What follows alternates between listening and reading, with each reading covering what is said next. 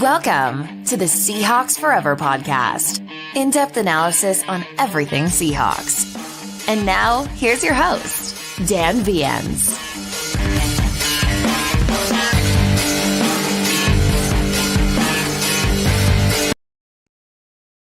Be sure to check out shopdoer.com. Doer, built for doing, lifestyle apparel for every occasion. My favorite new clothing manufacturer. They have flagship stores in Denver and Los Angeles, and these right here are my favorites. They are their stretch performance jeans. Most big name brands have 5 to 7% stretch in them. These have 20%. They are incredibly light and comfortable. They move with you, but they are also tough. They're built for doing, also made from sustainable materials, antibacterial and breathable materials in everything that they do. And right now, for being a viewer of my show, you can save 20% on your first order. Go to shopdoer.com. That's DUER/forever. Shopdoer.com/forever for 20% off your first order. What's up, you guys?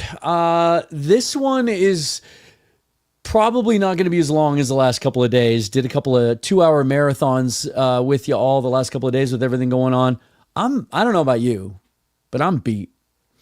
And so wanted to spend a little time with you today. I'm going to go over some things, give you my thoughts on what's happened so far, and then just kind of open it up, and we'll just have the give and take and some questions, and then we'll wrap it up and see what happens tomorrow. So a couple of things. The Seahawks made some moves today. Of course, today was the official start of free agency, but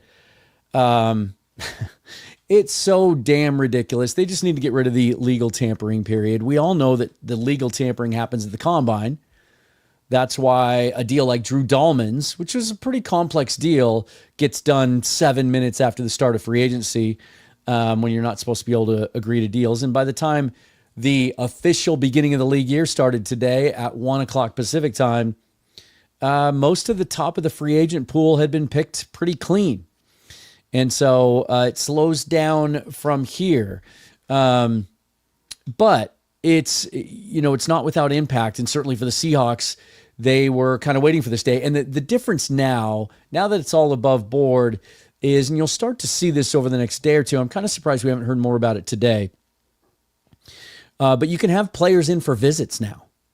And sometimes that's really important. If there's a player that you just don't know very well, you don't have connections on your coaching staff, you want to get to know him. And sometimes it's a recruiting pitch too. You want to show him the VMAC. I talked about this and how that might have been a disadvantage in the Will Fries pursuit. At the end of the day, it still may have ended up that we couldn't get him because the Vikings were willing to go 5 years and $88 million and we weren't. But gosh, if he's never been here and he's never seen the facility and hung around the staff or anything like that, that can change your mind sometimes. And so I just feel like they just need to scrap that whole thing and just start free agency. The Seahawks did add a couple of players today, as I've been talking about for the last couple of days, just because it made, I'm not going to give myself a lot of credit here, just made so much sense.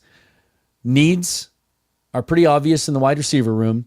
Marquez Valdes-Scantling of the New Orleans Saints signed today, 1-year contract up to $5.5 million. When contract terms are announced, make sure and read the fine print, and also always make sure that you wait until you see the guaranteed money in the actual structure of the contract before you overreact. Keep in mind that most, if not all, free agent signings are leaked by the agent. And so they give you the full numbers of what the player could earn because they want to get it out there. They want other potential clients to see it, and they want to make their client feel good. So up to $5.5 million.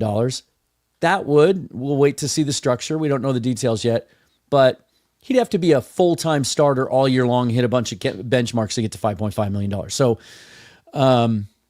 it's an incredibly reasonable deal for a guy that just made all the sense in the world because he played for Clint Kubiak last year, the new offensive coordinator of the Seahawks in New Orleans, and came in at a time midway through the season when Chris Olave was dealing with some injuries. Rashid Shaheed, who had gotten off to such a great start last year in New Orleans, had suffered a knee injury, was going to miss the rest of the year. And Scantling had bounced around, right? He was drafted by the Green Bay Packers, played 4 years there, had some ups and downs. Had some issues with drops. Then he spent a couple years in Kansas City as a complimentary player there, had some big plays, won a Super Bowl.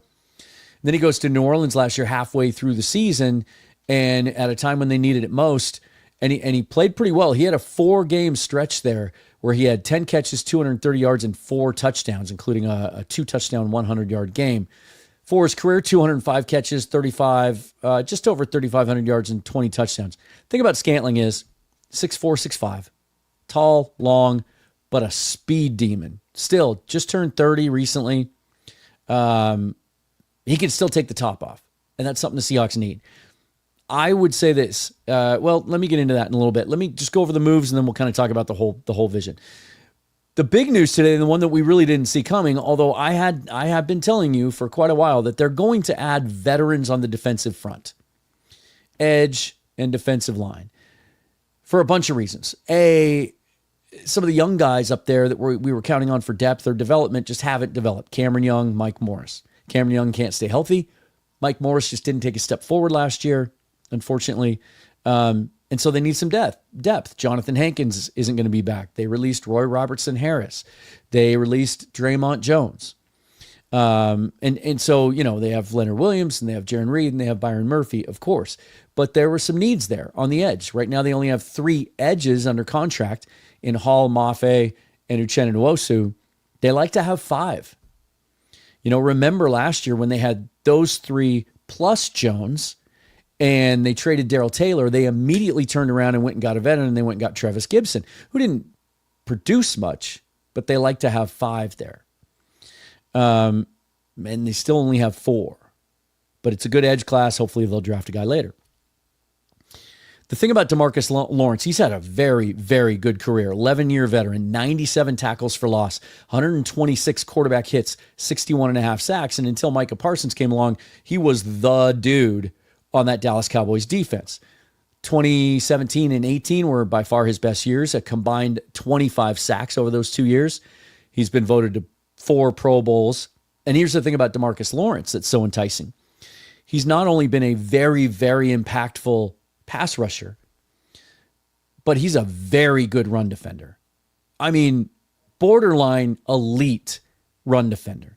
So 31, 32 years old, he replaces Draymond Jones. Like, Jones was the 4th guy in that rotation. And they're similar in the roles that they've played traditionally, because the Cowboys didn't ask Demarcus Lawrence to drop into coverage very much like McDonald will do with some of his edges and defensive linemen at times. Jones didn't do that much, wasn't asked to do that much either. And so he takes that role. Now, here's the concern. When it's announced, again, by the agent, 3 years, $41 million. Look, I'm gonna admit that even when I first saw that tweeted out, I kind of went, huh.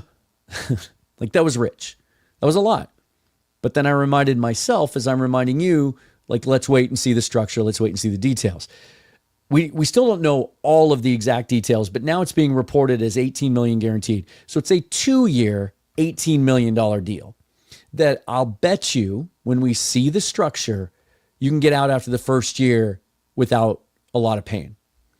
$9 million a year for a very, very good veteran who was borderline great for the first 2/3 of his career. Add that guy for $9 million a year, and I'm guessing that first year cap hit is going to be less than that. It's going to be pretty palpable once we see it. To put it in perspective for you, Draymond Jones about an hour ago signed with the Tennessee Titans for 1 year and $10 million. So you could have Demarcus Lawrence. I get it. Jones is 5 years younger. But Demarcus Lawrence, 5 years older, with his career and potential production at $9 million a year, or Draymond Jones for 10, what are you doing? Right? Like, Draymond Jones, Mike McDonald kind of got the most out of him last year, but even then, he was a serviceable player. He did not cause problems for the offense. He wasn't a guy you had to game plan for. Wasn't a disruptive presence. He did his job. Demarcus Lawrence, when he's healthy, is a disruptive presence. And guys at that position that are built like him can play into their mid-30s. And Mike McDonald certainly showed he had he had a way with older, big edges in Baltimore and kind of resurrecting their career. Got a bounce back year out of Jadeveon Clowney, which he turned into a big 2-year deal with Tennessee.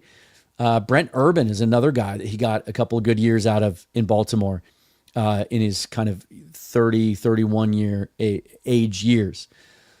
So it's not $41 million. Don't freak out. It's not a big deal. It's a complimentary player that we knew they were going to add some defenders like this. They need to. It's a very, very young defense outside of Leonard Williams. So good to sprinkle in some veterans. Wouldn't be shocked at some point if they add like a veteran, like an older, like a third linebacker or a secondary player. Just sprinkle in some experience over there. One other thing to keep in mind. There's an obvious connection here. Adam Dirty, the defensive coordinator in title for the Seahawks, was a defensive line coach in Dallas. I think they overlapped for 3 or 4 years. So no one is going to know Demarcus Lawrence better. Now, the concern is he only played 4 games last year. He was hurt. It was a Lisfranc injury to his foot. Did not require surgery, I don't believe. And there's 2 different types of Lisfranc injuries. One is tendon related and one is bone related. The bone one is much more problematic, very difficult, usually requires surgery, takes longer to recover from. So the Seahawks, and this will all be pending a physical, I'm sure, have to be confident that he's going to be healthy. And he injured the foot at the very beginning of the season. He played the first 4 games and he was out. And there was some speculation that if the Cowboys had made the playoffs, he would have been good to go. So he should be healthy. And if he is, I think it's a really, really good value signing. Try not to put too much stock into what you think the value of a contract might be. $9 million might sound like a lot, but let's do some quick math, shall we? Is this the second day in a row I've done math on the show? Really putting that one class I took in college to good use. That's how, so that salary cap's $280 million now, right? That's how long ago I was in college is I was only required to take 1 math class in order to get a degree. So let's do this. We go 9 divided by 280. It's 3% of the salary cap. So, last year the salary cap was 270. So last year, hold on 1 second. It'd be the equivalent to $8 million last year. I think that's a fair price for a very, very, very good veteran defensive lineman. And so those are the 2 additions today. A couple of things that I expected to hear more about today. I tweeted out this morning that, at 1 minute after the deadline or the start of the free agent year, I thought Kyle Juszczyk would sign with Seattle. It's just a hunch, just a gut feeling. There aren't that many teams out there who use a fullback who don't have one. And I think Adam Prentice is still available. He was the fullback in New Orleans last year. He's 27 years old, but he was no Kyle Juszczyk. Patrick Richard went back to Baltimore. There's not a huge market for Kyle Juszczyk. So it just seems like the Seahawks make the most sense. Right? We don't have a fullback on the roster. Kubiak says we're going to get one. He wants to use one. Kyle can stay on the West Coast. It's not very far away. He probably doesn't even he can just rent an apartment here, Didn't hear anything about his market today. And I'll check Twitter before I sign off tonight. Make sure we don't miss anything. Cooper Kupp's the other one. I put him in the thumbnail. Sounds like he's got a market. And he's the kind of player, honestly, that someone is going to overpay. I looked it up today. What was the contract that Adam Thielen signed? It was like 3 years, $27 million or something like that with Carolina. He was a little bit younger, or a little bit older, actually, than Kupp is now. But Kupp has a much more extensive and significant injury history. And so that may play a factor too. It feels like he's the kind of guy, just barely 30 years old, that someone's going to overpay for. So I think he'd be a fit in Seattle. I think they'd like to have him. He might prefer to do it. His family still lives in Yakima. They're big-time Seahawk fans. I tweeted some stuff out today, a story that John Gilbert from Field Goals sent over to me that was written a couple years ago in the Spokesman Review about how he grew up just kind of a fan of the NFL, and he would wear different jerseys from different teams. He wasn't necessarily a diehard Seahawk fan. So does that work against us if we are interested? But his family, his sister, who's a college soccer player, I think, his parents, diehard Seahawk fans. And so that could play a factor, right? But we're not even sure there's interest there. I think the Seahawks, they have Jackson Smith and Jigba, obviously. Jake Bobo, a couple of, Bobo might have a role as a possession guy. I think they're going to be looking for a different type of receiver. I think they're going to be looking for guys in the draft. I actually anticipate now that we have 10 picks that we're going to take more than one receiver in this draft. One early, one late. I think they're looking for speed.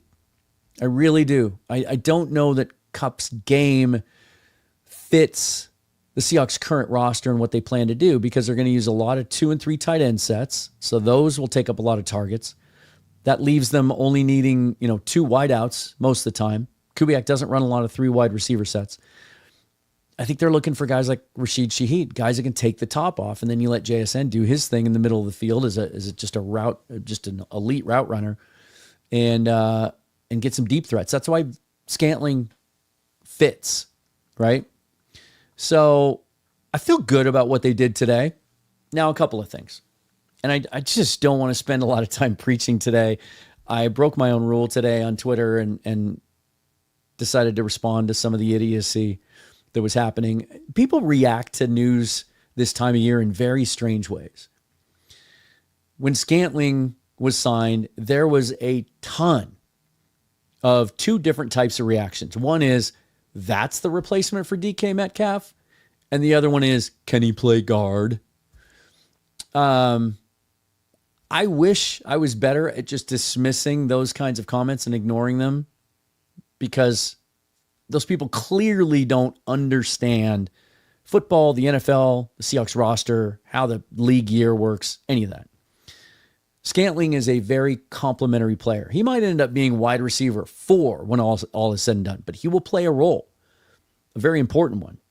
Presumably, it's possible on a contract like that, he might not make the roster. If he comes to camp and he looks a step slower and maybe time's caught up to him or he can't stay healthy, he gets a hamstring, whatever, he's not indispensable. He's not that type of player. Obviously, he's been on 4 teams now in the last 2 years. So, complimentary player, cheap contract. I look at Demarcus the same way.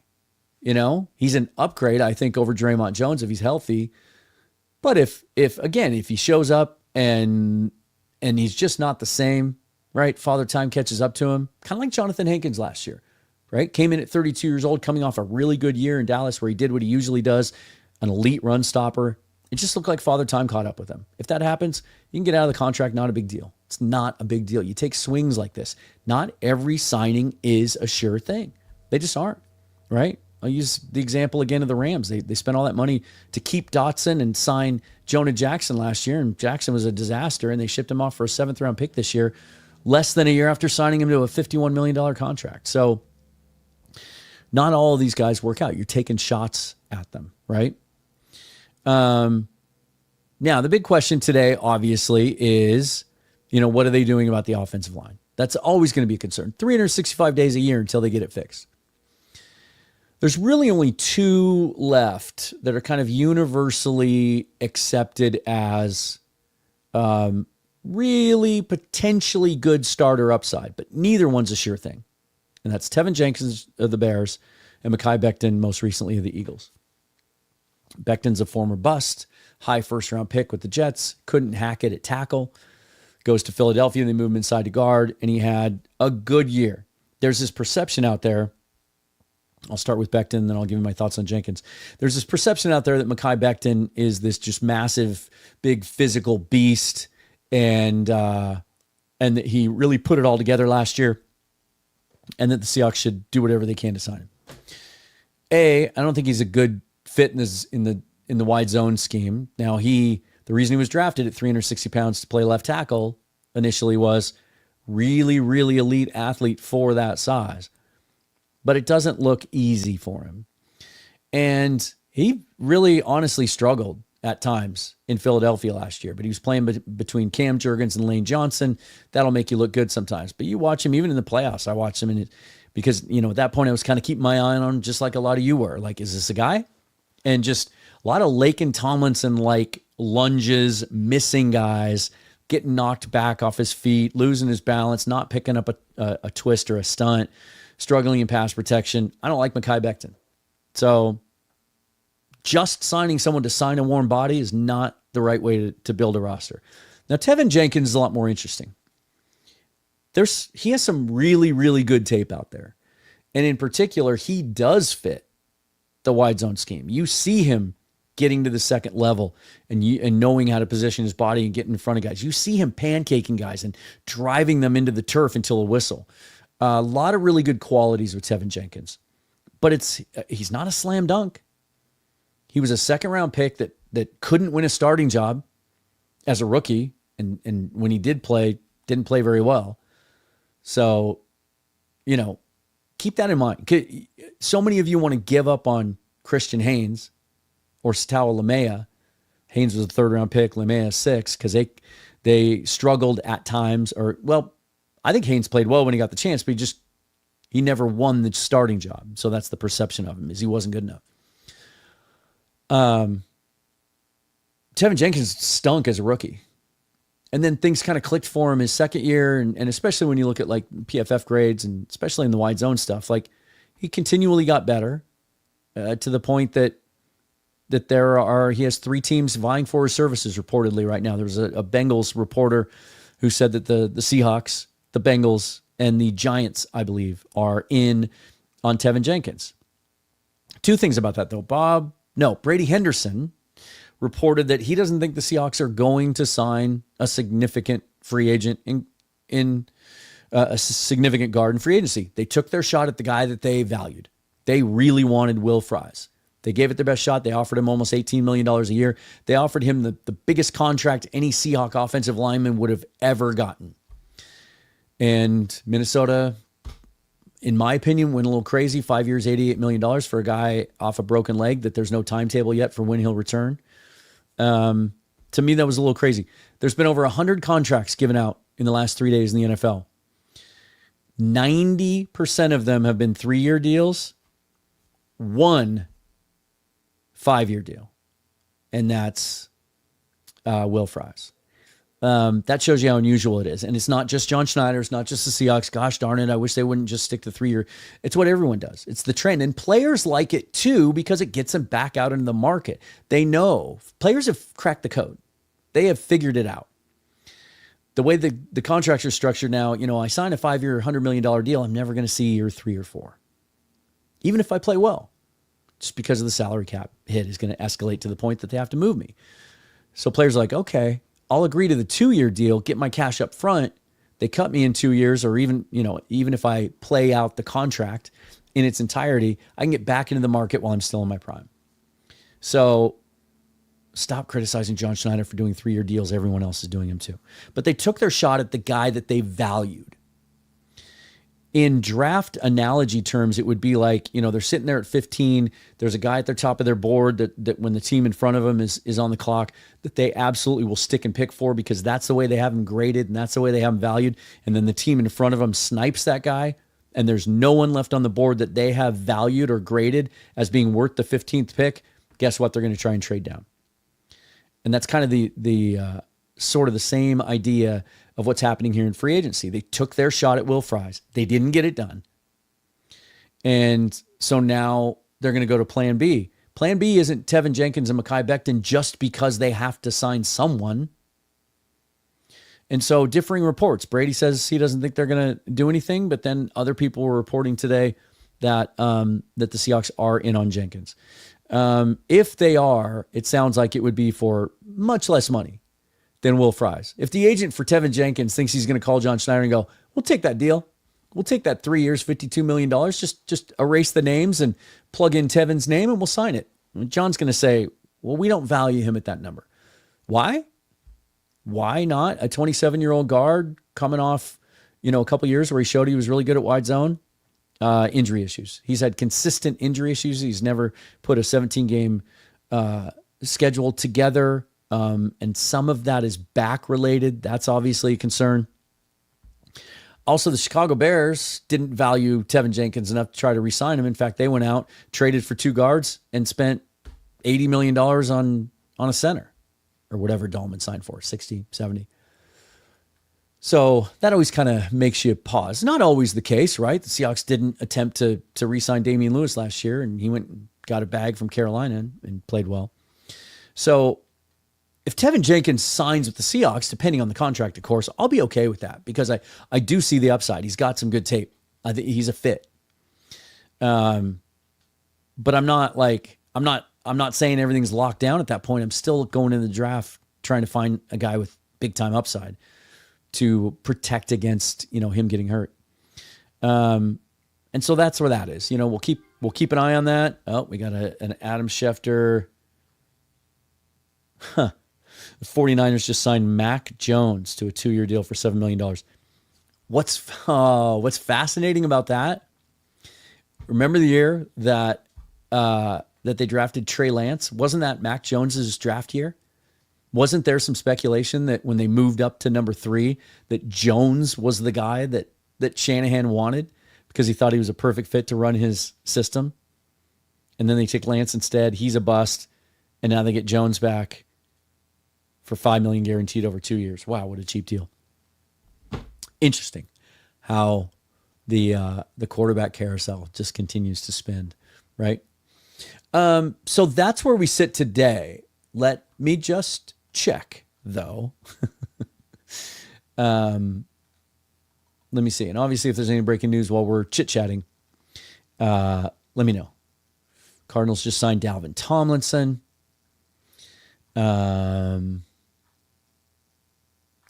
one of the most important things. Wait a minute. Did Mike Williams go back to the Chargers? Yeah, he must have. The Chargers just tweeted something out where they said Mike Williams is charged up once again. That's interesting. Yeah, 1-year deal, $6 million max value. So basically the same deal as Marquez Valdes-Scantling. Scantling has just been much, much, much healthier. Here's a couple of things I want to say, and then we'll get to your questions and all of that stuff, right? And we'll just chat. Again,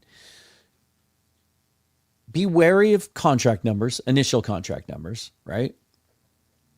Also keep in mind that it's March 12th.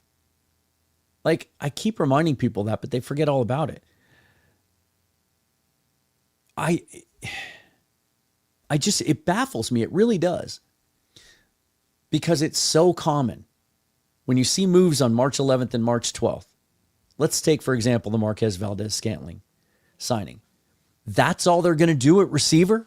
That's how they're going to replace DK Metcalf? In fact, NFL.com, when they tweeted out the Marquez Valdes-Scantling news, they said, here's your DK Metcalf replacement, which, I said something about it online, like major pet peeve. Horrible, horrible journalism. Just try to be accurate, okay?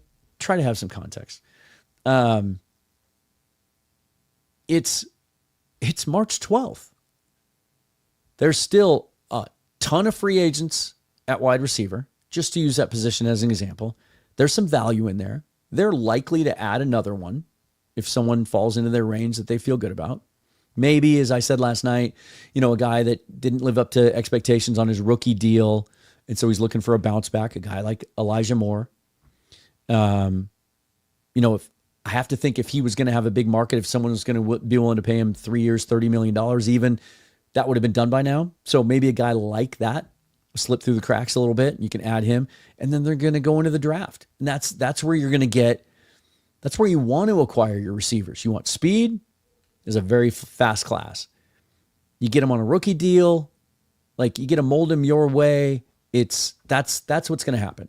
So just look at each move as a piece, as a step towards a final roster. Rosters don't have to be finalized until August. And Lawrence is the same thing. The idea that someone's going to get mad that they sign Lawrence instead of a guard, it's bad process if you don't. If I ever hear that an NFL GM sitting in his office on the first day of free agency going, we can't do anything else. You guys stop working the phones. Stop what you're doing until we sign a guard. Even though the top 5 or 6 are already gone, Just sign one. Get me one. Don't do anything else until then. That GM should be fired yesterday. It's bad process. I'm not quite sure people understand how many working pieces and moving parts there are to this whole thing. That it's not just John Schneider sitting in his office by himself. It's a staff of like 10 to 15 guys. And they have boards and grades, and they're putting it all together. It's like the Minority Report, right? Where you're just moving stuff around. Oh, we wanted him. We made him an offer. Nope, he took an offer over there. Oh, wait a minute. This guy's agent called. This guy wants to come here. Okay, I didn't think he was available. Oh, he just got cut. Like, that's how it works. And you have to be, John talks about pivoting. You just have to have your head on a swivel. You have to be fluid all the time. And so, we like to, and I've done this, and it's a lot of fun. You try to map out your perfect offseason, right? Here's how much cap space we have. Here's the cuts I made. Here's the free agents I'm going to sign. And here's the draft picks I'm going to make. And you do it all in about a half an hour and you're done with it. That's not how it works. Like, it's a 6 month process. Even if you get to the draft and you still think there's a weakness on the roster, there's something you think they're lacking. Well, then you get veteran cap casualties. You get June 1 cuts. Some really, really good players end up getting to the market at a time when their value is depressed because roles are filled. It's a constant process. So if you see them make a move that you don't like, I would suggest doing two things. One, seek out all the information you can, right? Seek out guys like Rob Staten, Seahawks Draft Blog. He'll always break down. He did a great piece on why he was the biggest proponent of Will Fries is the perfect fit. They need to go be aggressive and sign him. They miss out on him. Rob wrote a great piece about why it makes sense in some ways and why it's not the end of the world and there's other options. So he's one. Read what guys say on NFL.com, the national guys, the people who do this for a living, the Todd McShays, right? The Daniel Jeremiahs. It's get there, because I'll tell you, if you go to Twitter and you see those guys, Robert Mays, Brett Coleman, people who just study ball all the time and are just addicted to learning about it and talk to all the smartest people, interview all the smartest people, the ones with the big brains. They all loved the Scantling signing. They all loved the Lawrence signing. You know who else loved the Lawrence signing? All the Seattle defensive players. They've all reacted to it. They're pumped about it. I had a guy come to me on Twitter today and say, this is a terrible signing. This guy's a bad person. He's a bad character, and he's a bad player. And I'm like, if you think he's been a bad player in his career, you don't know ball. And if you think he's a bad character, you're not paying attention. There were character concerns on Demarcus Lawrence coming out of Boise State. He was a little immature. It wasn't anything like he wasn't beating people or anything. He was just a little immature. But man, he grew up, and in the last 6-7 years in Dallas, and you have to think this is the reason they brought him in, because John Schneider loves dudes like this, and Adam Dirty could speak to him. And oh, by the way, so can Dan Quinn.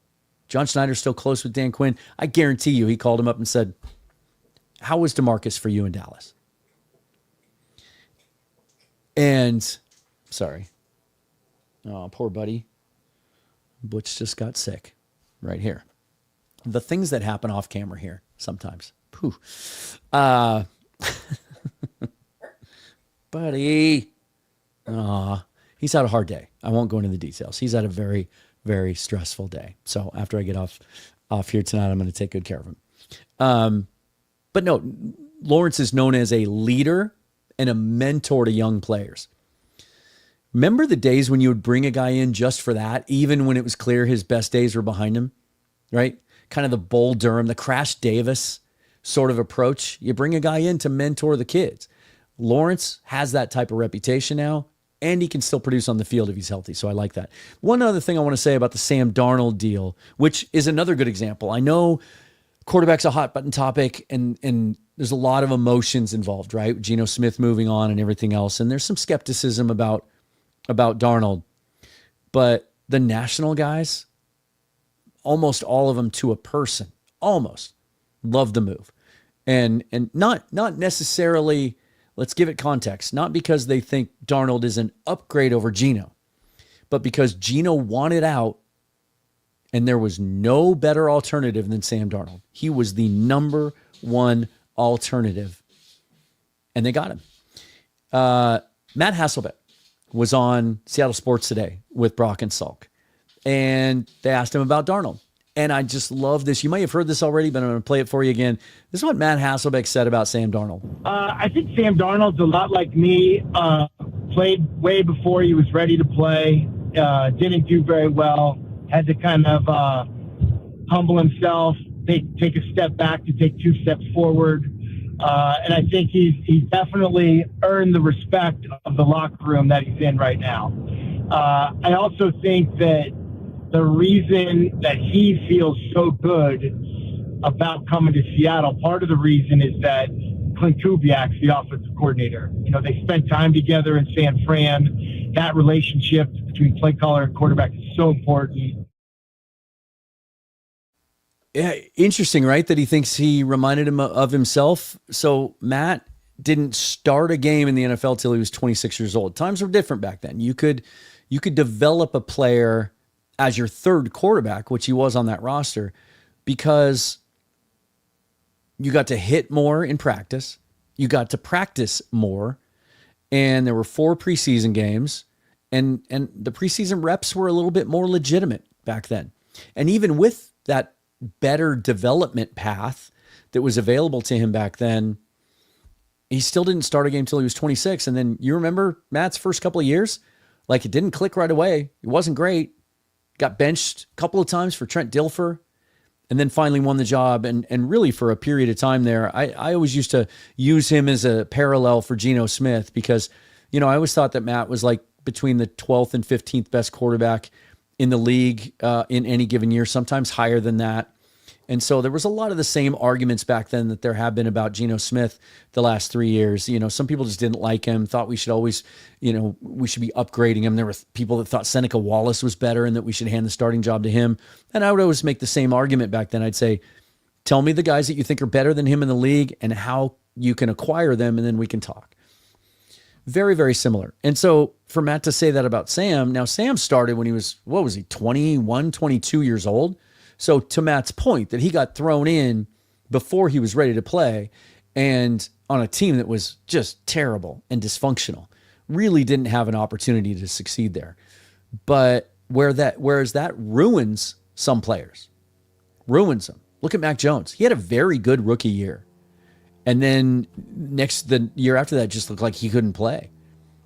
And now, you know, he's on his 3rd team in 4 years and he's playing for $2 million a year. Like, it looks like it's over for him as a potential starter. In fact, I would say that's an acknowledgement on his part to sign in San Francisco, because Brock Purdy's probably going to be the guy there for 10 years. So just kind of some perspective there, right? Keep that in mind. I thought that was a really interesting quote from Matt. Let's get to your questions and comments. Before I do, hit that like button. Be sure to subscribe to the channel if you're not already. Subscribe or follow me on Twitter at Seahawks Forever, Blue Sky also, and then hit that bell button down below for notification of future episodes. All the other ways you can support the channel are down below, including memberships. A bunch of new memberships in the last couple of days. Really appreciate that. There's a video up now where I kind of explain the information that I got, giving some details about the Will Fries negotiations that were pretty interesting.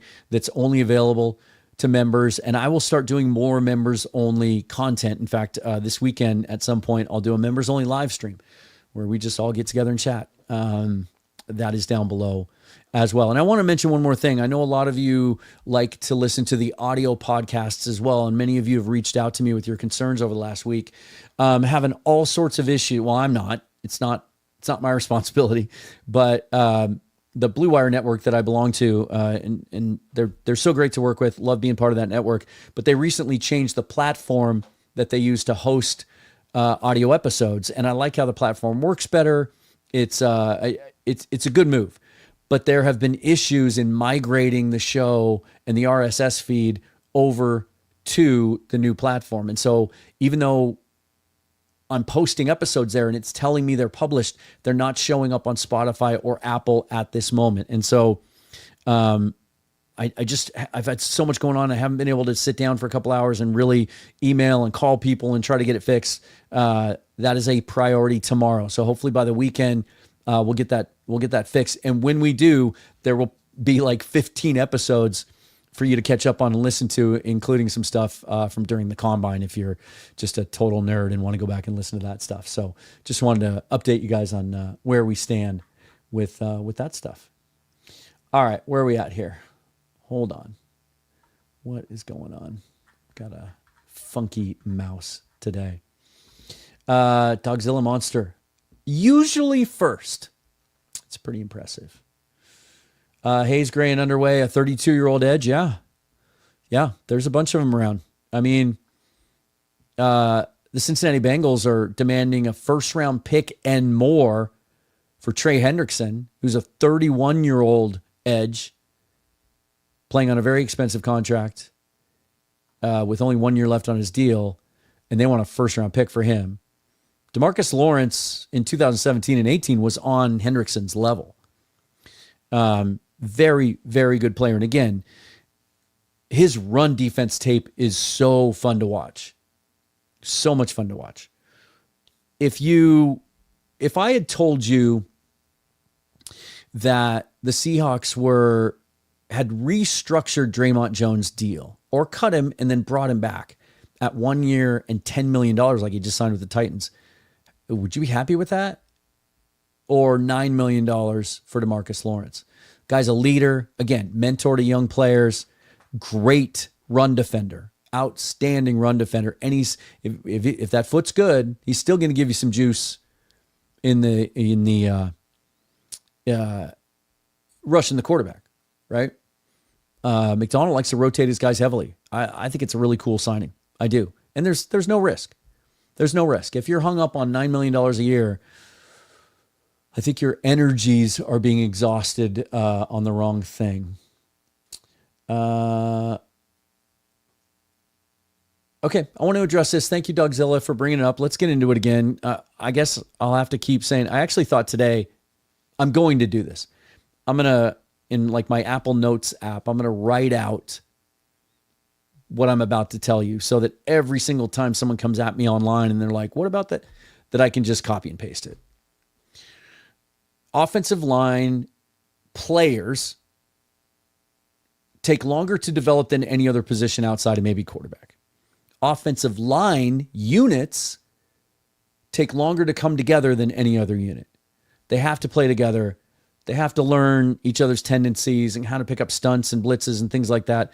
They have to play together to get continuity. The best offensive lines in the league are a mix of really good veterans and some good young players. You look at that Philadelphia Eagles line and the Detroit Lions are the same way. They have some really, really good older players that kind of hold things down, but they keep adding and they keep drafting and there's always someone new. Did the sky fall when Jason Kelce retired? Nope. Cam Jurgens was ready to take over. Like there are examples of that, right? The Seahawks offensive line is, I don't know, is it the youngest now that Laken Tomlinson has moved on? I'll bet you it is. The youngest offensive line group in the entire league. 5 guys drafted in the last 2 years. Lucas and Cross are your grizzled veterans, and they're just now entering their 4th year in the league. No one's over 27 years old. There's talent there. Christian Haynes was the 81st pick. He was universally considered to be one of the best guards, if not the best pure guard in that draft. And all the experts were shocked that he lasted to 81. He's going to be a starter on this team. Abe Lucas is 100% healthy now for the first time since his rookie year. Your tackles are good. Olu Oluwatimi played well last year. He was the best center in college his senior year at Michigan. Not the best pro prospect, but the best center. 0 sacks given up. Won the Remington and what's the other award? The Outland Trophy Award.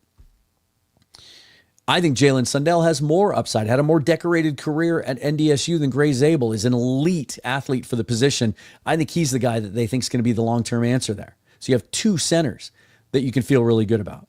Anthony Bradford, haven't given up on him yet. Don't think he's a great zone fit, actually. His movement skills, actually kind of wonder if they can maybe get a 6th-round pick or a pick swap or something by dealing him. Seattle Seahawks showed some really cool upside last year as a rookie, right? Struggle at times in pass protection. All rookies do. Michael Jarrell, I think, has some cool upside at right tackle. Josh Jones, who they just signed, can play left tackle and right tackle. In my opinion, Christian Haynes is your starting right guard. Olu and Sundell are holding down the center spot, and then your tackles are good. You got to find a left guard. That could be Seattle Seahawks, or Haynes can play left guard, and Lamea ends up being your starter. They really like those guys. And keep in mind, these players that y'all have been demanding, and when they missed out on Will Fries, you thought that's it for our Super Bowl contention possibilities. Those players stunk as rookies. Tevin Jenkins wasn't good. I mean, not Tevin Jenkins. Will Fries wasn't good till his third year. He wasn't really good until his fourth year, and then he broke his foot after 5 games. Tevin Jenkins wasn't very good until his second or third year. It takes those guys that you all think we have to get one, or John Schneider's a failure. They weren't good right away. Also, you look at last year, they had no chance to succeed. Ryan Grubb just said, we're going to leave our tackles on an island. We're not going to run heavy sets. We're not going to run 12 personnel. We're going to be in shotgun the whole time. We're going to run slow developing plays, and we're not going to give Geno Smith any hot routes. So when y'all were slamming Geno Smith for holding the ball too long, that was on the play caller. You're going to see Clint Kubiak, part of one of the trademarks of that Shanahan scheme. There's a hot route. There's an escape plan. There's an escape hatch in every single pass play. So I could sit here and make the argument that you could do nothing on the offensive line, and you've got enough talent there to make it work, because now they have John Benton, 15-year veteran, one of the better offensive line coaches in this league. You have Rick Dennison, who's coached offensive lines, been in the league for 15 years. He's been with Kubiak and Shanahan, all those guys. Not Clint Kubiak, Gary Kubiak. Justin Outen, outstanding run game coordinator. You have maybe the best offensive run game and offensive line coaching staff the Seahawks have ever had as a whole. Plus now you're bringing in a scheme where you are going to run 12 personnel, sometimes 13. You're going to run 2 backs. A lot more under center, a lot more play action, a lot more designed rollouts. An outside zone run scheme is easier to execute given the practice limitations in the modern NFL. But they're not just going to stick with what they have. This is a very, very, very, very good interior offensive line class, particularly at the guard spots. They're going to dip into that. More than half of the formal interviews they conducted at the combine were interior offensive linemen, or just offensive linemen. Some were tackles too. And the list was good. There was only one player on the list that I wasn't familiar with. Every other one I'd seen at the Senior Bowl or watched tape on. You would be happy with any of them. They're not done. That's how you're going to build a good offensive line. It's not about going out and throwing money at mediocre players that happen to still be available on day 3 of free agency. Will Fries was worth throwing money at, and they gave it a shot. They offered him, if you're just joining me and you missed this at the beginning, they offered him what would have been the biggest contract ever given to an offensive lineman by the Seahawks. Ever. So there you go. Let me see, Zach. This is a cool point, too, that I wanted to address. No way we go edge with the second. Are you talking about the second pick? Right? Yeah, because Dominic says, fair, I can see the first 3 picks right now after today's move. First being O-line, second being a young edge player to learn and rotate, third being a wide receiver, but I think the picture is coming together. Again, I know you've heard me talk about this, Dominic, so I'm not picking on you, but it's 6 weeks out from the draft. It's nearly impossible to try to predict that.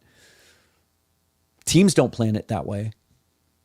They don't. They have a general idea of how the class, you'll hear John talk about ledges, right? Where there's little fall-offs in a certain position group. And so you want to dip into that before the fall-off.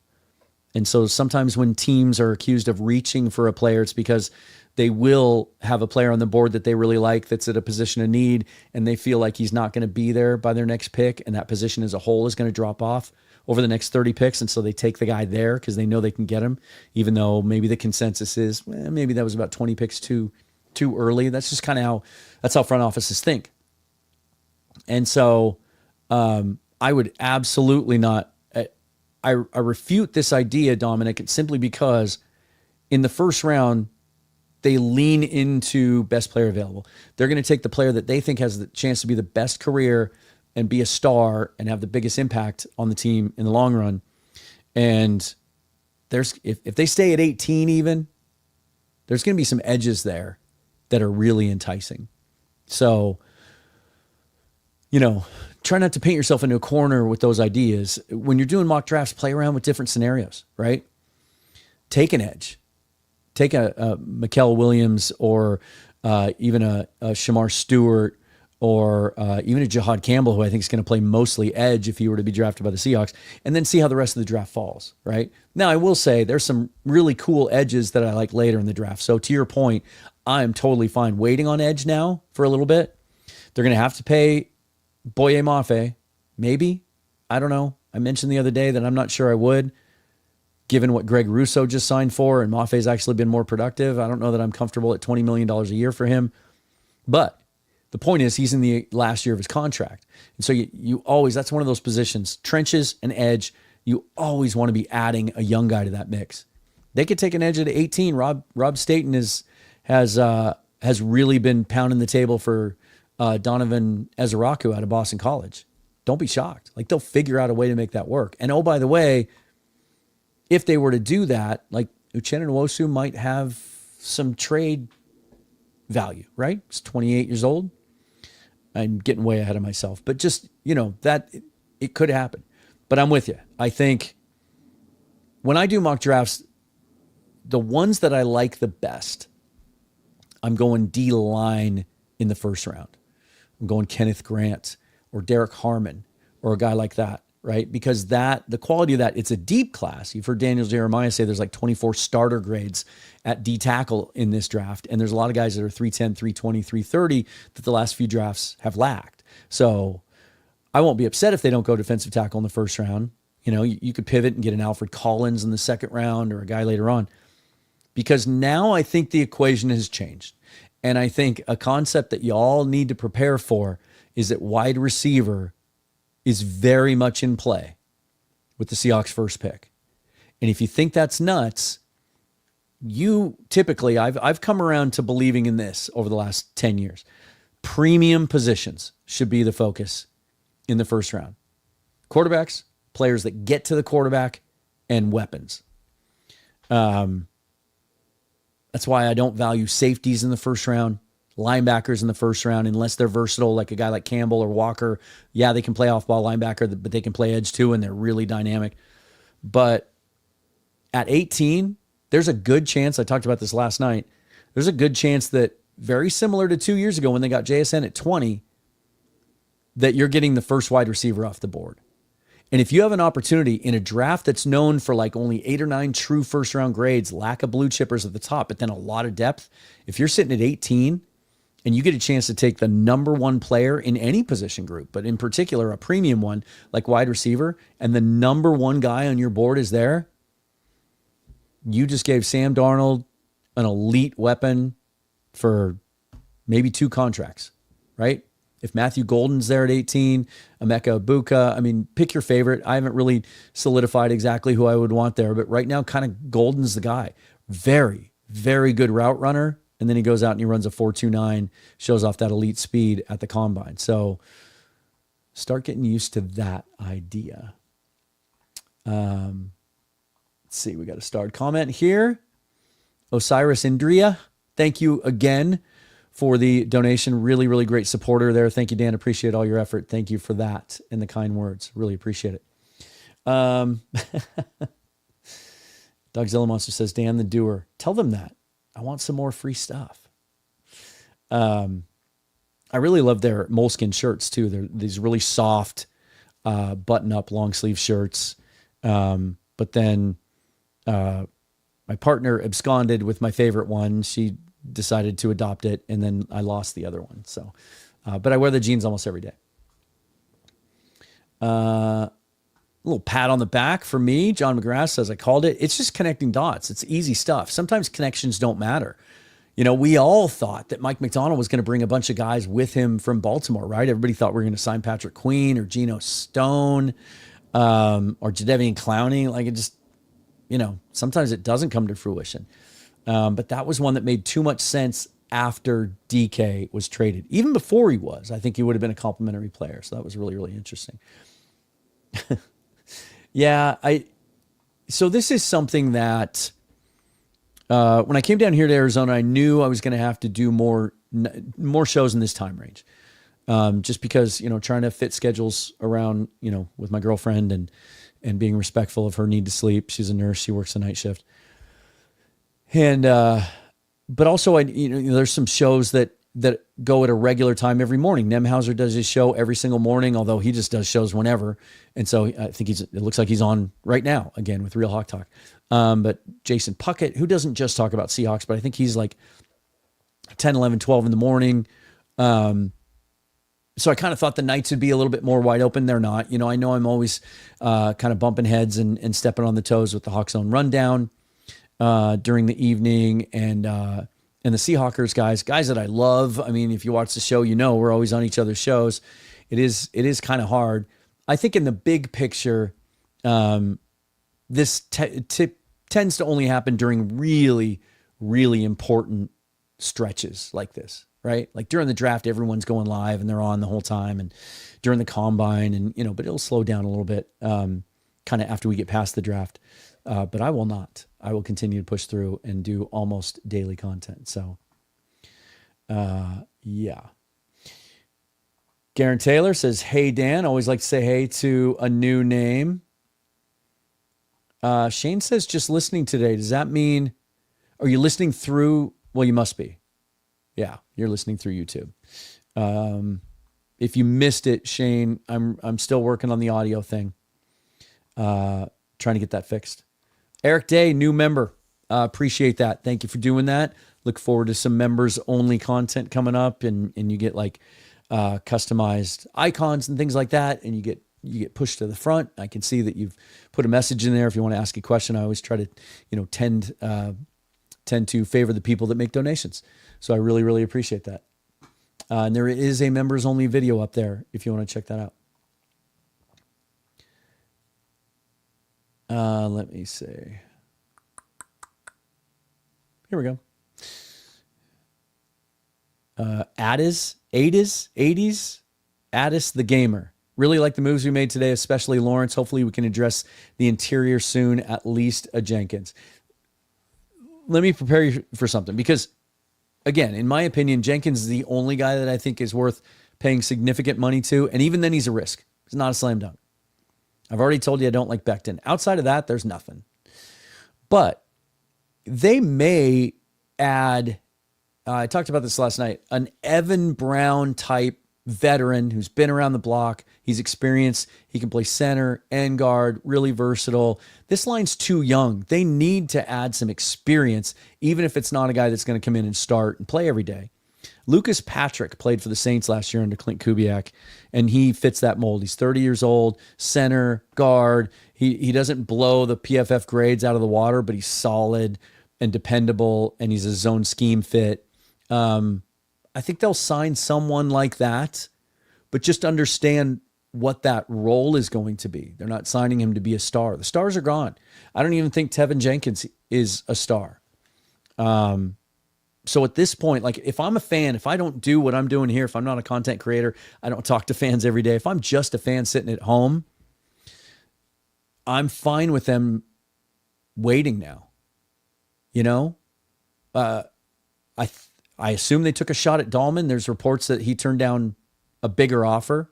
I think there's a good chance that came from Seattle because he would have been such a good scheme fit. They took a big shot at Fries. They missed him because the Vikings were willing to go 5 years when no other team in the entire league has handed out a 5-year contract yet. And so I'm at this point, based on what I just said 10 minutes ago, with the state of the offensive line and the coaching staff and the draft coming up, I'm fine waiting. I'm fine. And you should be too. John McGrath, of course, he says, I feel like Hendrickson would make way more sense. 17 and a half sacks the last 2 years, and the injury scares me. Does the injury scare you about Will Fries or Tevin Jenkins? Everybody seemed willing to overlook those injuries because it was such a need. All indications are the foot's good. that he would have played in the playoffs if the Cowboys had made it. And so now he has, a whole 8 months to get ready for the season. I'm not worried about the foot. Again, it's the tendon, not the bone. And so that's a much easier, that's like a rest and recovery thing. I think he's going to be fine. And he was very dependable, very reliable, very durable, very, very good.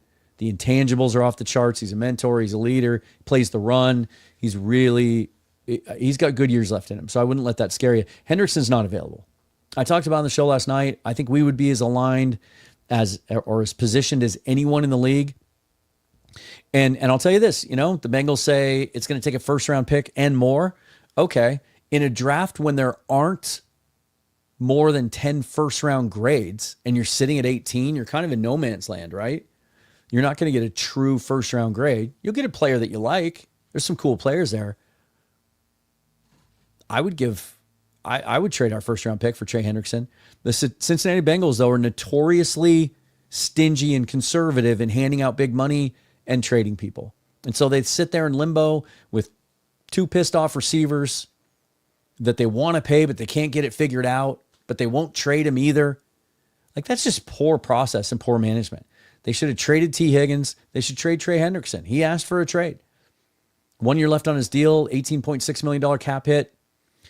Still really productive. He's an elite player. Yeah, of course you're going to get Hendrickson instead of Lawrence. But we know that John checks on everything. Try to get Max Crosby. I'm going to sit here. I'll go out on a limb and I'll say this right now. The fact that they signed Demarcus Lawrence, I think in part is a signal that they called Cincinnati. They asked about Hendrickson and they just didn't like what they heard. I don't think he's going to move. I think they're just going to sit there and just not do anything, and he's going to have to report and play his last year. Maybe they trade him at the deadline if they're not in the race, and then they lose him in free agency next year. Let's see. And, oh yeah, by the way, that's also the asking price. That's the difference. At 31 years of age, they talked about that on NFL Network today. They still think he's a $30 or $40 million a year player. Plus, it's going to cost you a 1 and more. Yeah, that's tough. That's really tough. Let's see. We got another starred comment. Nick Coast, thank you for the super thanks. Or is it a super chat? I still don't know. Demarcus Lawrence almost had as productive of a season in just 4 games as Draymond had all season. Do you expect him to play at Draymond's old position? Yeah, he had 3 sacks in 4 games, and then he hurt the foot. So still productive. Absolutely. I think it's a direct swap. He's that 4th edge player. He takes Draymond's spot, which was run defense first, but he'll get opportunities to get to the quarterback. He won't be asked to drop into coverage like Jones wasn't. On those types of downs, 3rd and longs or passing downs, they'll have Mafe, Nwosu on the field, probably even ahead of Hall. Those will be your guys that they feel comfortable dropping into zones. So yeah, it's a direct swap. And it's $9 million a year for the first 2 years versus the $10 million the Titans just gave Draymond Jones. To me, it's kind of a no-brainer. All right, let's check in on Twitter. I mean, none of you have told me anything. Let me see here. Oh, see, here we go. Here's some positivity. Seth Kialoa. Demarcus Lawrence is a dog, man. Yeah. On Instagram, all the Seahawk defensive players were reacting to it, and they were like, a lot of muscle emoji, right? And then there was a reaction video from CD Lamb. He was shocked. He couldn't believe they lost to Demarcus Lawrence. Wait. Oh, no. I thought it was breaking news. It was 5 minutes ago. The Seahawks are adding, but it was just like they're regurgitating the Lawrence news, right? Things are going to slow down now. And it's okay. And I don't have any questions in here along this line, but let me just address it. The idea that we have all this cap space, what are we going to do with it? You have to spend it. First of all, that's how I've gotten into trouble in my lifetime when I've had a really good month or kind of some good financial fortune. I'm like, well, I got to spend it. No, they don't, because a bunch of things are going to happen. First of all, there might be trade opportunities. As teams fill holes in free agency, and then especially the draft, guys will become available. And what's cool about that is after the draft, then you can trade future picks, you can swap players, whatever. You can just take someone off someone's hands if they're just looking to dump a salary. And then there will be cap casualties. And sometimes those cap casualties are guys that are going to cost you a little bit. Guys like Demarcus Lawrence, guys that get cut that are in their early 30s or whatever, and they might command $7-8 million a year. 1-year deal type guys, that you wouldn't want to commit to long term. Usually the cap casualties kind of fall into that bucket. And so that eats up a little bit more cap space when it's a 1-year deal. So I'm not concerned about that. I think trades can happen. Also keep in mind that of that, and not everything has hit the cap. On over the cap right now, they're still showing us with $60.8 million. That does include the Ernest Jones deal, the Jaron Reed deal, the Josh Jobe deal, but it doesn't include any of the new guys. Sam Darnold's not in there yet. None of them are. And so that's going to drop to about, 35-ish million, which is a lot. You can do a lot with that. If they sign Tevin Jenkins, you're still going to have 25 million. At that point, you're almost out of money. You have to cover your draft picks, and now they have 10 picks, higher picks. So that draft pool got more expensive. You have to cover practice squad, injured reserve, and contingencies. You always want to hold some back for the trade deadline so you can be aggressive there. But there's no one out there. I would submit there's no one out there right now worth spending big money on. Go sign, like I said, a high upside young receiver that might pop, might bounce back. If you can get Tevin Jenkins at the right number, cool. You've added an edge. I like this roster well enough. Albert Breer last night. If you don't respect Albert Breer, as long as he's been doing what he does, is such a high level reporting on the league and all his connections, then I don't know what to tell you. And he went on at length last night in talking about the Seahawks roster and how there's so much young talent and it's all spread around all the position groups, which leaves you without a lot of gaping holes or whatever. The one gaping hole is left guard and wide receiver, and you're going to address those in the draft. I don't want to just spend money to spend money. I don't want to throw money around recklessly, right? That's just where I'm at. Let's see. What do we got here? Oh, more? I'd be flying an X-Wing. I'd rather be flying an X-Wing. Hey, Dan, thoughts on Kenny Mack in this offense? I think he's great. I'm so glad he finally got an opportunity at the end of last year. The thing about wide zone, you hear this all the time. One cut and go. You hear that term. One cut and go. Put your foot in the ground and go. You run laterally until you see where the creases are, and then you go. As I sit here today, I would submit this opinion.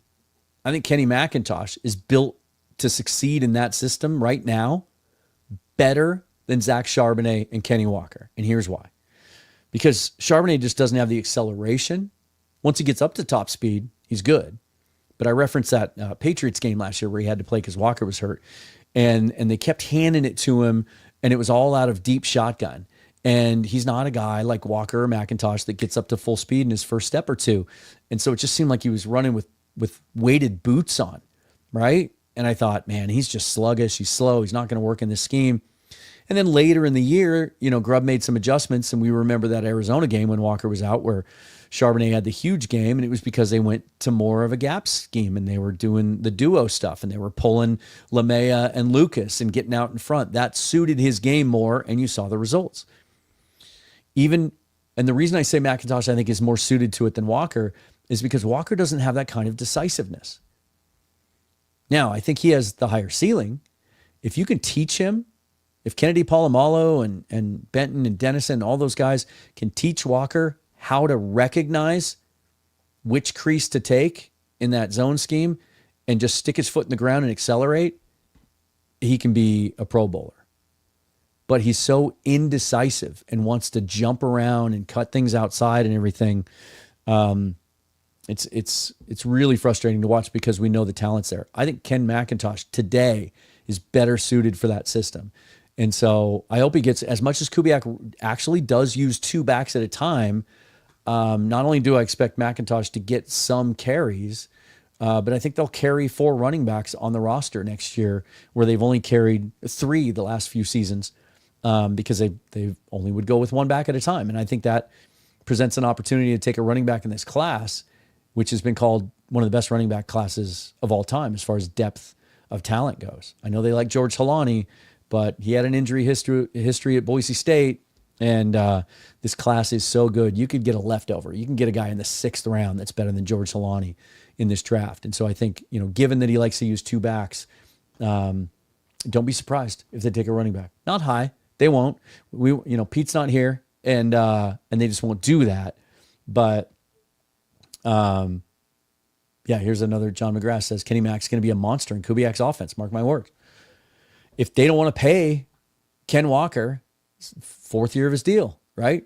If he has another oblique injury, a little soft core injury, whatever, or he just doesn't fully fit into this scheme, I'll even go out on a limb. If he struggles at all the first 6-7 weeks of the year, and Charbonnet and McIntosh emerge, deadline.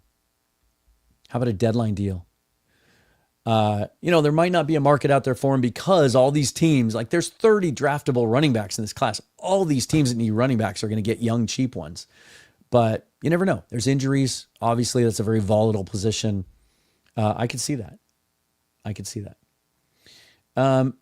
Another comment on the offensive line class is, a lot of people at the start of free agency were like, we have to sign a center no matter what. If they don't get Drew Dahlman, then you got to sign Josh Myers from Green Bay, right? He's a rookie starter. We saw what that Green Bay offensive line did to us in Lumen Field in that Sunday night game. Not only was Josh Myers a marginal starter at best and not a fit for this scheme, but there was no market for him. He signed a 1-year, $3.5 million deal with the Jets today. The Jets have a starting center in Joe Tippmann. So Josh Myers, on the first official day of free agency, took a backup job for backup money after being a full-time starter in Green Bay because there was no market for him. So again, buyer beware. Just because you see guys out there doesn't mean that they're good or that it's a fit. This is an interesting comment. Ryan 3000. That's why John will get fired next year when we win 7 games. I couldn't disagree with you more that we're going to win 7 games, but I can understand why, sitting here today with the roster the way it is, why you would think that. Darnold isn't the athlete that Geno is. That is wrong. You'll see it next year. Geno was a sneaky good athlete. I wished he had used his legs more. Darnold is a very underrated, explosively athletic guy. You could run designed runs with him. He's very good on the move, very good throwing on the move. Beat the Seahawks last year throwing on the move. I think that's a very, very underrated part of Darnold's game, and one area that I would say Geno's a much more talented thrower, but that says more about Geno's ability than Sam Darnold's ability. Sam Darnold's a very talented thrower, but Geno's just a little bit of a cut above. Darnold's a better athlete by far. I love Jared Wilson. If they don't trade for a center, because that's what it would take now. If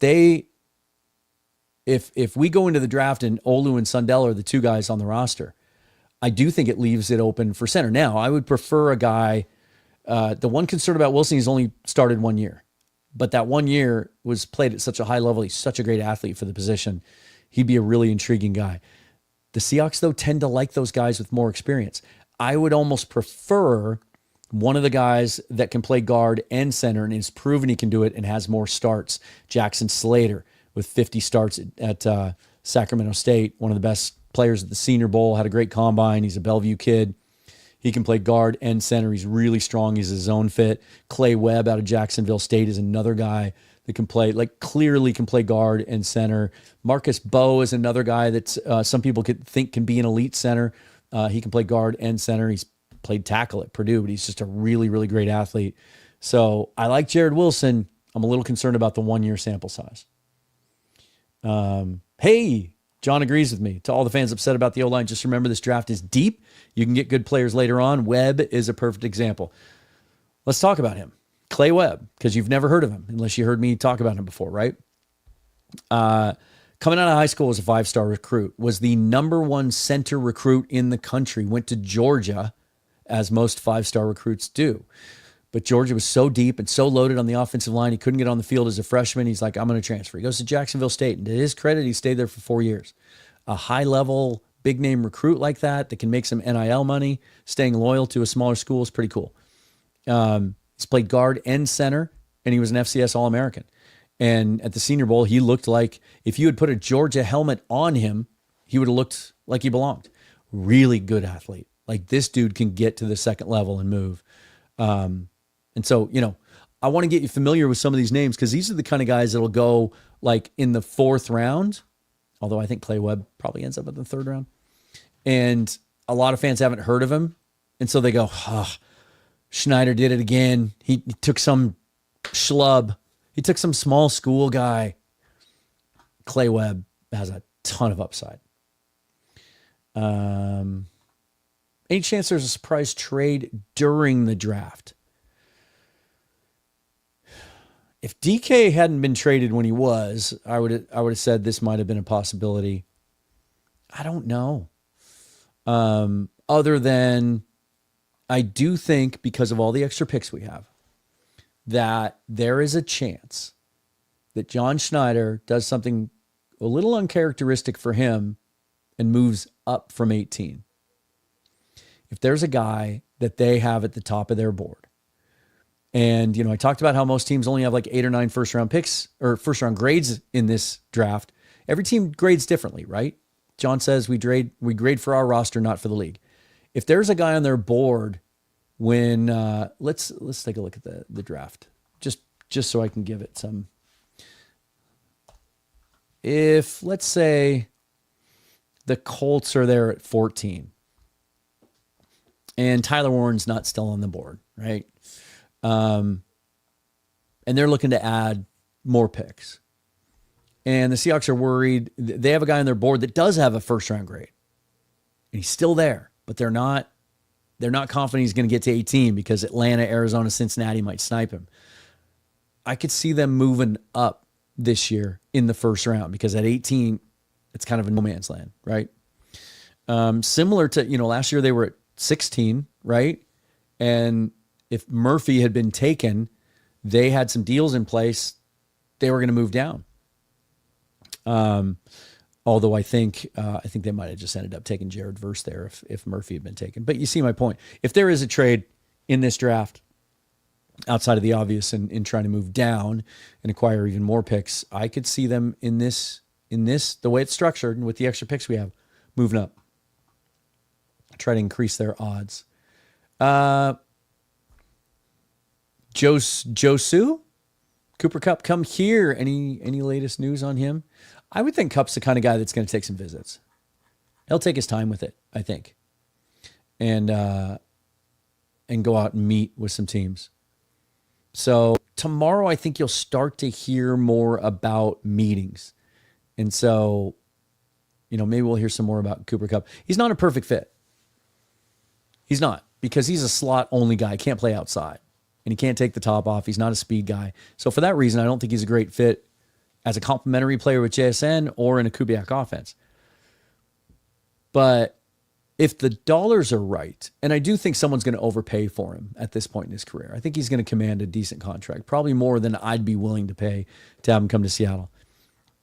The fan reaction, the goodwill, the PR would be so through the roof by bringing Kupp to Seattle that it would be worth it. And he would give you production. Kubiak will find a way. And I do think they'll use JSN more on the outside. He only did that about 20% of the time last year because they had DK and they had Tyler. But I do think you can move him around a little bit more and kind of pop him outside. So they'll find a way to make it work. It's not an ideal fit, but they would find a way to make it work. But I do suspect that someone's going to give him 2 for 30. I'm not touching that. As much as I love me some Cooper Kupp, I'm not touching that. Something fishy. Is Jack Sawyer a target?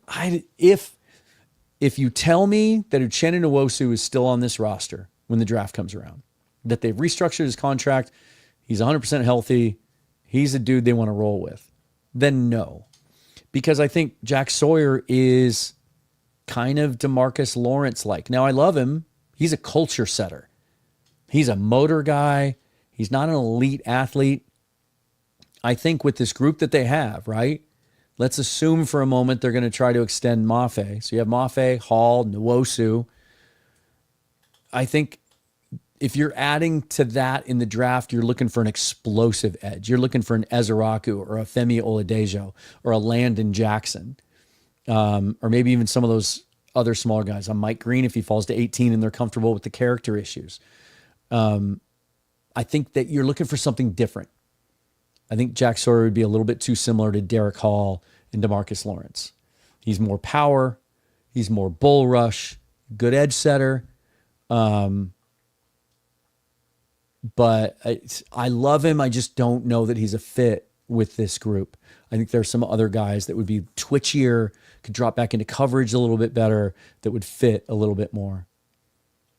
Will Hernandez was another guard that I know has gotten some buzz. He's been connected to the Seahawks forever, the draft year, everything else. He's not a scheme fit. He's a mauler. He's a big, giant mauler. He's a straight ahead gap power guard. He's not an outside zone guy. You don't want to watch Will Hernandez get into the second level. Ryan says Nwosu's got to go. I don't agree. He's 28 years old. He's healthy. And when he's healthy, he is an elite edge setter in the run game. He is a very, very good pass rusher. He could drop into coverage. And he is a big-time leader in that locker room. And that has a ton of value. This is a good question. Solarius says, how hard is it to train the guys we already have to play left guard instead of right guard? Some guys, Pete Carroll used to talk about this a lot. Some guys are left side only, right side only. I heard Taylor Lewan talking about this at the Combine last year, where when he was going on his meetings before the draft, teams were asking him, like, can you play right tackle if you have to? And he's like, oh yeah, of course I can play right tackle. But he's like, I couldn't. I told him that because I told him what they wanted to hear, and I was just hoping, if they drafted me, that I'd get a shot to play left tackle. But no, I couldn't. I just could. Some guys can't. They're right hand only or left hand only. But the Seahawks played LeMaya and Haynes at left guard also last year. And if you remember, there were times in the preseason where LeMaya started at right guard and Haynes started at left guard, and they played well together. And at one point, I remember Corbin Smith suggesting that maybe Laken Tomlinson shouldn't make the roster, and that should be who you roll with as your starters. So the way this team is set up, yes, those guys can play the left and right side. I think Jalen Sundell is another guy. I know they said they were cross-training Olu last year at guard, which is cool. Like, I love that versatility. But again, Sundell's the far superior athlete, a guy that I think is going to be a starter for us at some point, maybe as early as this year. And maybe with this new system, I didn't think he would have fit as a guard last year, but in a Kubiak, Shanahan outside zone scheme, I think he could play guard too. So the way the roster is constructed right now, those guys can play both sides. And some of the guys in the draft that we love, that we've been talking about, I think players are cross-trained more now than ever. At the Senior Bowl, they were always moving those guys around so that teams could see, how they looked at center, how they looked at left and right guard. So Jackson Slater played both sides. Clay Webb played both sides. Zabel played both sides. A guy like Tyler Booker, who, again, I don't think is a great scheme fit, but he's such an elite run blocker and leader and character that if he's there at 18, you just figure it out. He has only ever played left guard. So a guy like that, like, you might not ever ask him to play right guard. You wouldn't want to anyway, and that's where our biggest need is, and so you wouldn't even have to worry about it. But it does matter with some guys.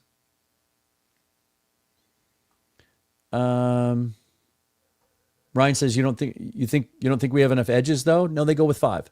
Remember when they traded Darrell Taylor last year? How quickly they immediately went out and got Trevis Gibson, who didn't contribute a lot, but they'll roll with 5. 4's not enough, especially when one of them's a 32-year-old coming off a broken or an injured foot. So no, absolutely. I want to dip into this edge class. There's a lot of guys that I really, really like in this edge class. El Presidente Margs. Dan, do you think we're completely out of the Jackson Dart sweepstakes at 18 or 50? 50, yeah. He's going in the first round. Is he going to be there at 18 or not? I don't know. And here's my thing on Dart. I'm I'll leave myself open, and we'll hear more as we get closer and we do pro days and visits and all that kind of stuff, right? On one hand, I think Jackson Dart checks every single box that John Schneider values in a quarterback prospect. The arm talent, the athleticism, the grit, how tough he is, and the character is off the charts. Like, tilt the room is, Schneider's mantra. Dart's a tilt the room guy. And while I understand that, the Kiffin offense, kind of like the Josh Heupel offense at Tennessee, it's really quarterback friendly, and there's a little bit more of an adjustment curve coming from that system to maybe some of the others in the NFL. He wouldn't obviously have to play as a rookie under Darnold. But I don't think the Seahawks acquired Sam Darnold to be a stopgap. I think they believe he can be a very good long-term starter, a guy that deserves a second contract, and we roll with him after that. But the way the contract is structured, it's an easy out if it doesn't turn out that way. And so I do think they absolutely, especially with 10 picks now, it will be an indictment of Schneider this year if he doesn't draft a quarterback at some point, even if it's on day 3. I was just going to look up Dart. I think he's only 22. No, he's 21 years old. He doesn't turn 22 until after the draft. So yeah, the timeline fits. John Schneider was in Green Bay when they drafted Aaron Rodgers before Brett Favre was done.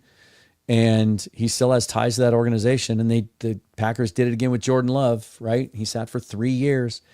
If Jackson Dart's there at 18 and Schneider has that big a grade on him, there's nothing that would stop him from taking him. And it would make sense, given what I just said earlier, that if there's nobody else on their board, best player available, right? If they look up at their board and they're like, well, there's a couple offensive linemen there, there's a defensive tackle we like that are close, but they're not best player available right now, and those classes are deep, we can get one later. Quarterback's a unicorn. It's a different animal. And the drop-off after Dart, depending on who you talk to, is pretty significant. He's just 21. I thought he was 22, 23. He's 21 years old with like 50 starts at the college level and that skill set. I could absolutely see him taking him at 18 and just setting him aside. Let's see how Darnold does, but that's going to be our guy. Now we're set up for 15 years. But I don't think he's going to last till 18. I don't. I think he could go as high as 7 to the Jets. I do. All right, you guys. I told you I'd kind of keep it short today, and and it's still an hour and a half. Whoa. I'm Dan. This is Seahawks Forever. Follow me on Twitter at Seahawks Forever and Blue Sky too. Subscribe to the YouTube channel. Hit that bell for notification of future episodes. I'll be back tomorrow with yet another recap. And then I've got some cool guests lined up. I'll be tweeting that out over the next couple of days. Tomorrow's kind of an office day. I've kind of been on the run the last week with all this stuff going on. Tomorrow's a day that I get to just sit here and map out the next couple of weeks and kind of put a plan together and do a little grinding some tape tomorrow as well. So stay tuned for that. We'll see you right back here tomorrow. Thank you so much for all the support, for watching, for the donations and the super chats. If you want to support the show, you can do so down below in the description. All the links are there. Until tomorrow, forever and always, go Hawks. Thanks, you guys.